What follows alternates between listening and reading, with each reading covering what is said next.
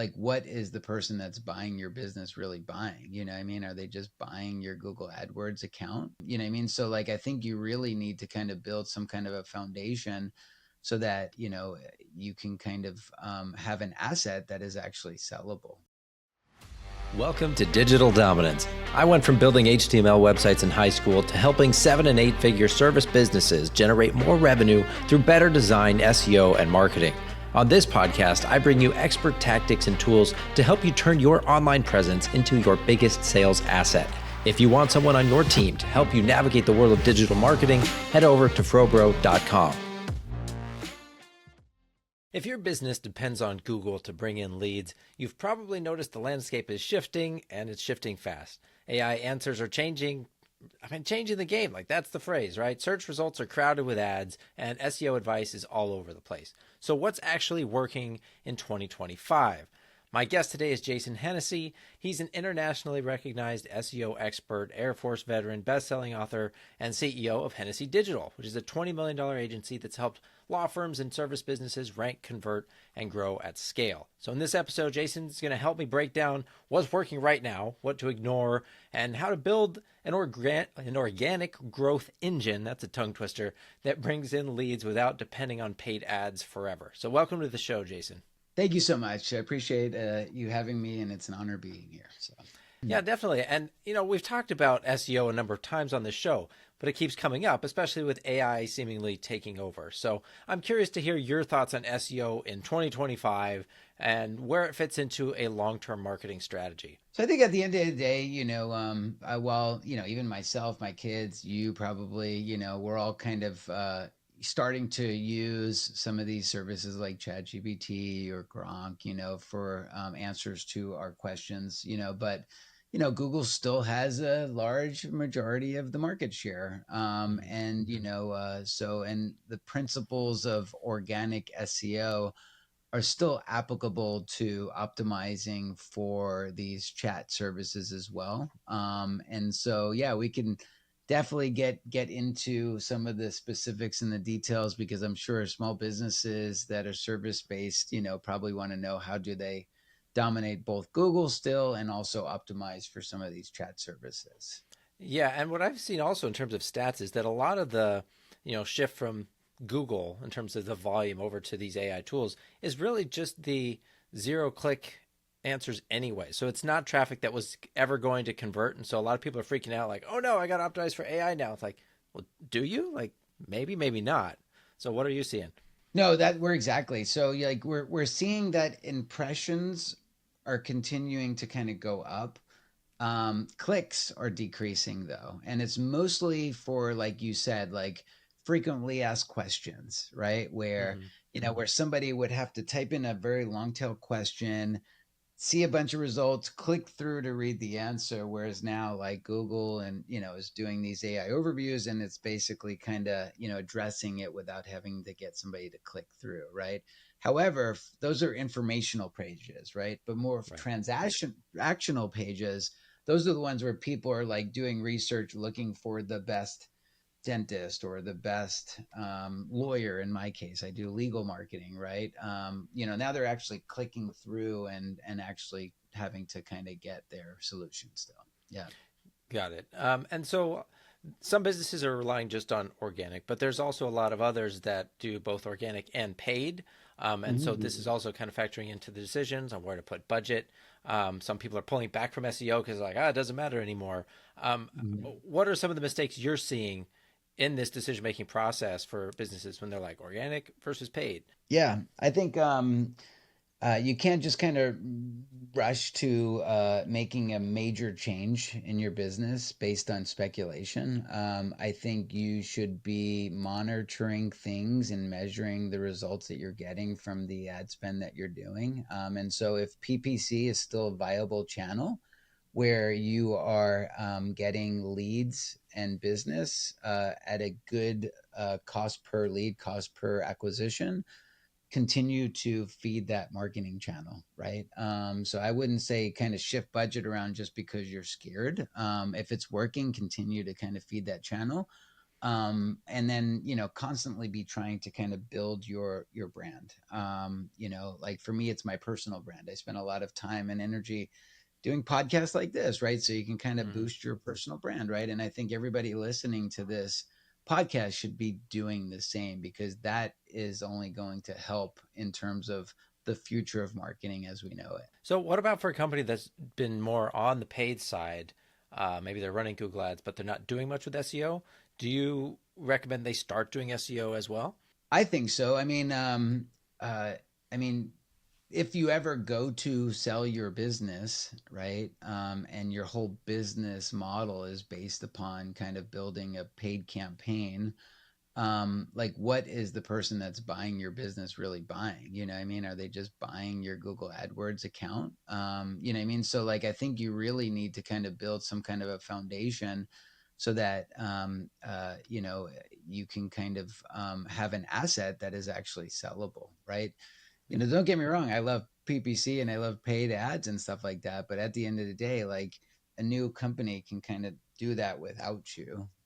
So Right. you have to have more of an asset to sell, I think. Yeah. Yeah, and to that point, SEO is kind of a long-term strategy, and I think that's also a holdup for a lot of owners who hear that and they're like, "Okay, but I want some results now, not in like 6 months."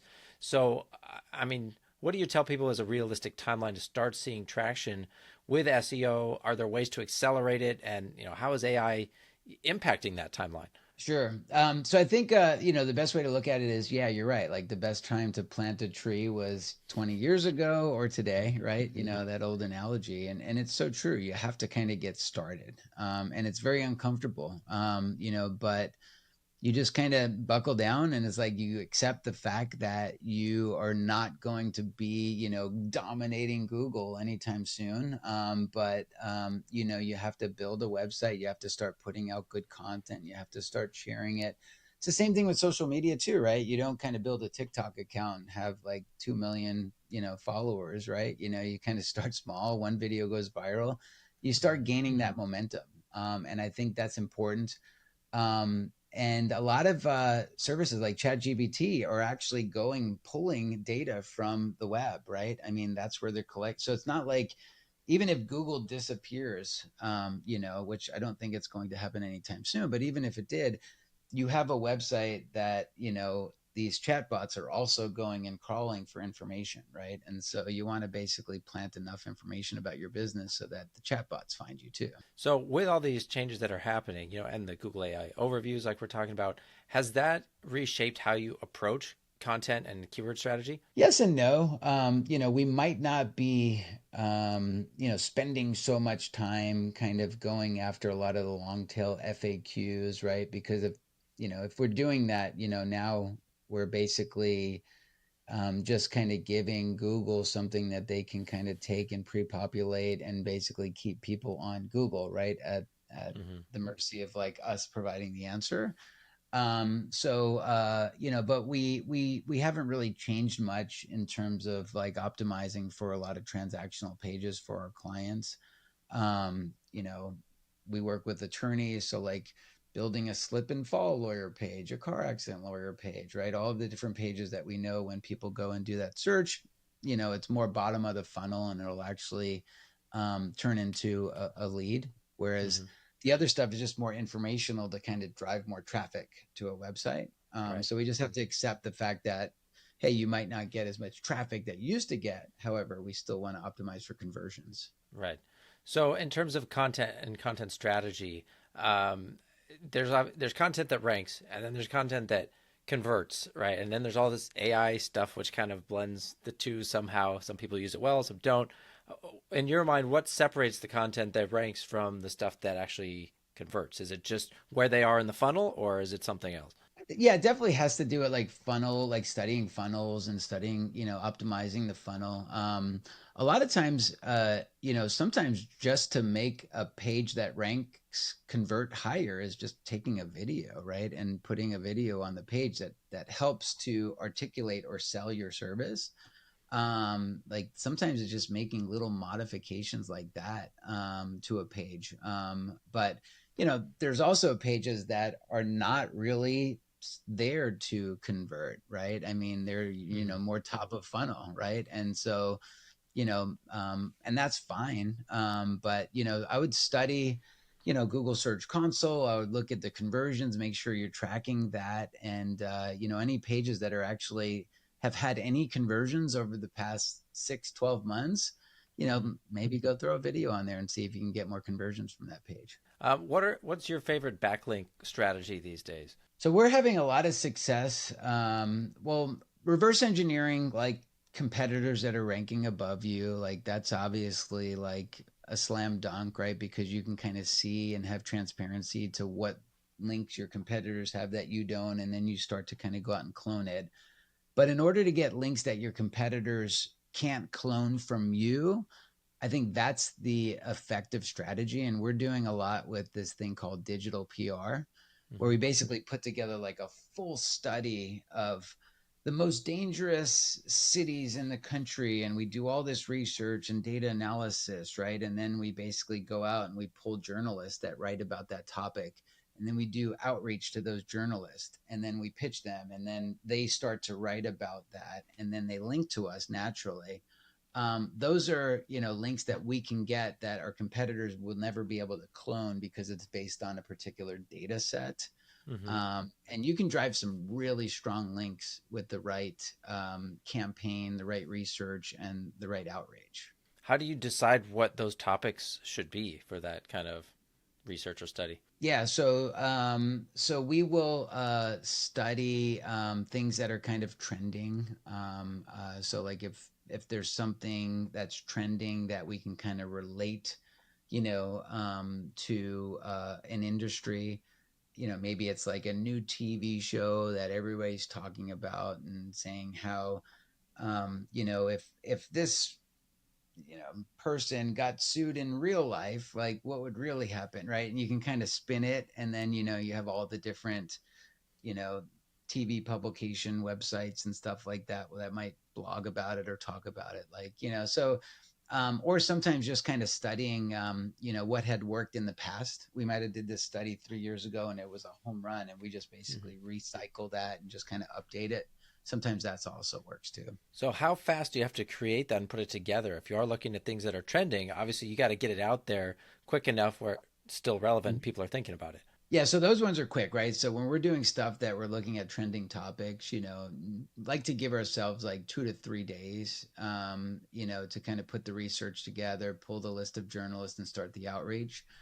So those ones are very quick, and it's more proactive, I guess, right? And then the other ones, that we actually do like full studies on, like we do a campaign at Hennessey Digital, my agency. We work with lawyers, and so we do a full study where we actually reach out to like 1,400 law firms, and Okay. then we measure the amount of time that it takes for them to actually reply to our lead, and then we score it, right? And then we put this full study together, and we send out awards to the firms that actually responded in the quickest amount of time. Like if you respond under 5 minutes, you get an award sent to your office, right? So like that's one that takes like 5 months, right, to kind of complete Yeah. because we have to kind of measure that. So it just kind of depends.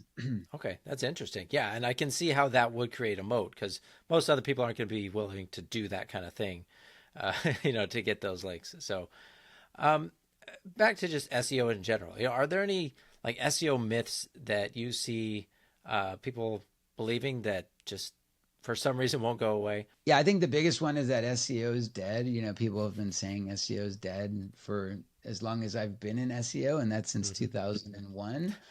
And so SEO is changing. It's evolving. It's funny. I posted something on social media, where the new term is GEO, right? And so it basically said GEO, and it was the Scooby Doo, right, where they pulled a mask off, right, and it was actually just the SEO guy, right?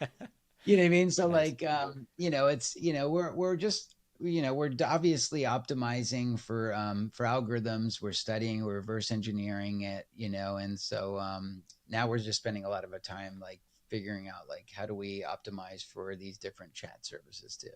Yeah. And I saw, so for those listening, GEO is generative engine optimization, but Correct. same thing. And what I've heard from other SEO agency owners too is that when they've compared rankings on Google versus rankings in ChatGPT for certain terms, like it's basically the same because Hmm. I mean, it's doing the same type of stuff to figure out what's relevant. And so that means you just got to Yep. still make good stuff that people like that is relevant and helpful. So strategy is the same. Call it what you will. Yeah, there's always going to be underlying things like there's little stuff. Like I recently have been looking into the LLM directives on the robots.txt file, which is a really, Mhm. technical thing. Most people don't need to worry about it. A lot of it's still being discussed as to what you should include and not, but in there you can specify like your attribution policy or the training window, stuff like that. And so, okay, yeah, you can get nerdy and technical with that, but your Mhm. SEO team should just add that one more thing to do. It's not like a Just to do whole it, just to new check that word. box, Right. just to check that box. Exactly. Yep. Exactly. Hmm. Hmm. So, 100%. are there any other like what are some principles that have remained true throughout your career, no matter what other technologies changed? Yeah. So I think, as an SEO, like we've always selfishly, always like fought to get people to link back to us, just because that was the currency, on the web, right? Hmm. Backlinks pass page rank. Page rank helps boost rankings, right? Rankings boost conversions, right? So that was kind of the process, right? And so if we ever landed, a client, in a story on CNN.com, right? But there was no link, we kind of saw that as like a failure. You know what I mean? Like, Yeah. man, so close, right?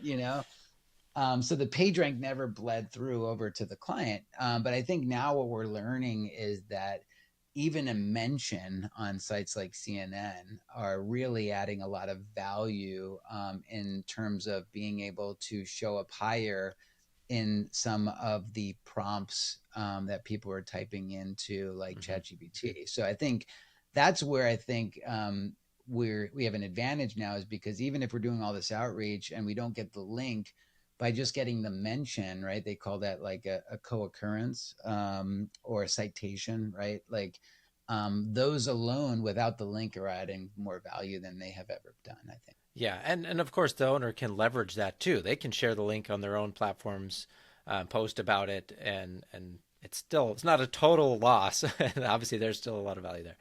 But that's interesting to hear that it does help with the co-occurrence too. I didn't. It's interesting because you never know how it's going to interpret some of that stuff. Because especially if you've got a generic name for your company, it might not give it to you. So that's just a reason to have a more unique name too. So you know that anytime you're mentioned, it's only you. That's right. Yep. 100%. So, from a leadership perspective, what mindset helps a business owner stay consistent with some of these long term strategies like SEO? So I think as a business owner, I think, it's kind of your duty to understand, all of these different, marketing, channels, right? You should not be a subject matter expert in PPC or a subject matter expert in SEO or paid social, right? But you should understand it enough, so that you, can, avoid, getting, duped by bad actors in the Hmm. industry, right? Because there's a lot of that, right? So, I personally, like, I don't want to be an expert in everything, but I will watch videos and I'll teach myself a little bit about it so that I'm educated and empowered to make the best decision for my business. Hmm. And I think that's just a duty that all business owners need to continue to do, is stay up to date on the changes that are taking place. Yeah, and that makes sense. And it sounds like that's kind of what you've been doing for your company too, and shifting how you approach this and thinking about, okay, digital PR and stuff. I'm curious for what your team looks like because I know there's the technical SEO that might be one person, but the person drafting these, research studies or the pitches to journalists, that might be a totally different person because that's a different skill set. So, do you have dedicated PR people on the team now? Yeah, we do. I mean, so, this is a service that we offer, to others. So I think our team, we're about 140 people now, and so we have, a team of writers. We've got a team of editors.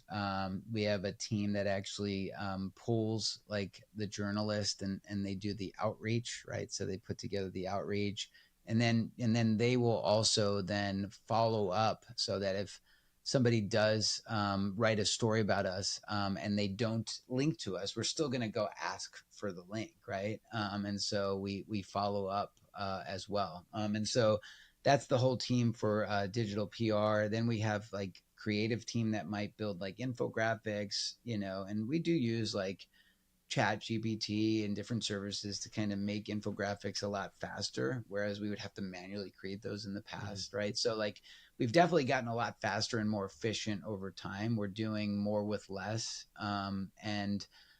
But and then we have a full engineering team and we've got management. And so you add it all up, it's the cohesive unit that works very well together. And that makes sense. So is there like an account strategist above some of those implementers though, that decides, hey, I think you should do this research case study? Yes. So we'll come up with topics and ideate ideas. And then there's usually like the leadership team in that department kind of helps to come up with different topics and stuff like that. And then we pitch those to the clients and we get approval because we want to do this whole study and then spend all this time, right? So we make sure that we get the blessing of the client. A lot of times we'll basically get pre-approved quotes that we can use from the client because we're moving so fast that we don't want to wait. So it does take a little bit of preparation, but we continue to learn and then evolve. Well, we're coming up close to our time here. I've got one more question for you before we wrap up, though. If someone who's listening wants to build a more sustainable, marketing and growth engine this year for their business, but they're not sure SEO is worth it, kind of like we were talking about, what's one small step or recommendation that you would give them they can do this week to start moving in the right direction? Yeah. So you are a subject matter expert in some field, whether or not you like it or not. And so I would say, if you don't like to write content, if you don't like to build websites, I would basically say maybe just have somebody interview you, right? Like hop on like a site like this, riverside.com, and have somebody ask you 25 questions about your business, right? And then just kind of answer those questions and then take those videos and then, get those videos kind of transcribed. And now you have actual content that you can put on your website. You edit it a little bit, you use the same video. And so now you might have 25 questions on your website that you have answers to that's coming directly from you.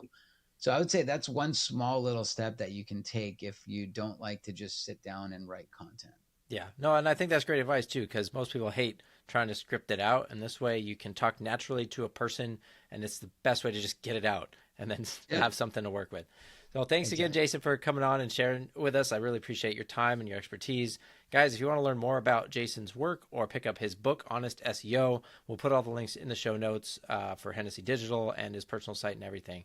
So if you got value from this episode, please do me a favor, share it with someone who you think would like it, someone who's been worried about AI and SEO. Just share it with them, and hopefully this will give them some relief and let them know there is a way forward and they don't have to freak out too much. But that's it for now. Thanks again, Jason. Thanks to all of you guys for listening. Take care, and we'll see you next time.